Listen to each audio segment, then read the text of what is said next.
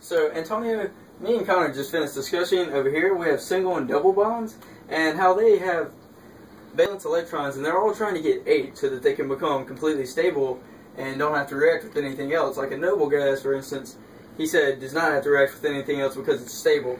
Now, it says all of this because it has an octate, which is just having 8 electrons. It gives you a full octate. Now, do you have any questions about any of that? Yes. What are some basic examples of covalent bonds? Well, like we have a few different molecules over here, which is water, which is H2O, carbon dioxide, which is CO2, and then we have ethanol, which is C2H5OH. And ethanol is just alcohol like whiskey, beer, tequila, and vodka and such. Now, anything about that you don't understand? So yeah, I think I understand. Like, so these two hydrogen atoms combine to make H2O with the one oxygen atom? Yes. So you have your 2 hydrogen and your 1 oxygen in the middle, and that's bonding to become water. And then on the carbon dioxide, you have your 1 carbon in the middle and your 2 oxygen on each side, and then that forms together to make carbon dioxide. And then here on your alcohol, you have a little bit of a bigger molecule going together. You have your 2 carbon here in the middle. You have 3 hydrogen atoms bonded to this 1 carbon and 2 hydrogen bonded to this carbon. But also you have an oxygen that's bonded to that and a hydrogen. That comes together and makes alcohol. So what are like some types of covalent bonds, like polar, non-polar? I see that down there.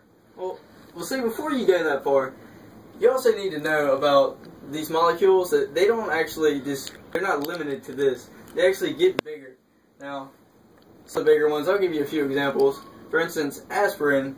Can you take a guess at how many bonds may be in it? Maybe 40. No, see, in aspirin, it's not quite that big. It has 21 bonded atoms, though. Now, you said 40, which, I mean, that's not too bad, I guess, because you were just guessing, of course. Now, testosterone, however, does actually have 40 bonded atoms. And then, which has even more than that, would be estrogen. Estrogen has 42 bonded atoms. Now, is there anything else you said about this, right? Now, that's polar and non-polar. And the reason we have this written down is because there's more than one type of a covalent bond. One being polar and one being non-polar. Now, basically, is what a polar bond is. It does not share electrons equally. It occurs when the shared electron moves towards the atom with a greater mass. Now, it has a large difference in its electronegativity. However, non-polar shares electrons equally and occurs when the shared pair are at an equal distance between both atoms. Now, the molecule is electrically neutral. You understand that? Yeah, I think I understand now. Thank you.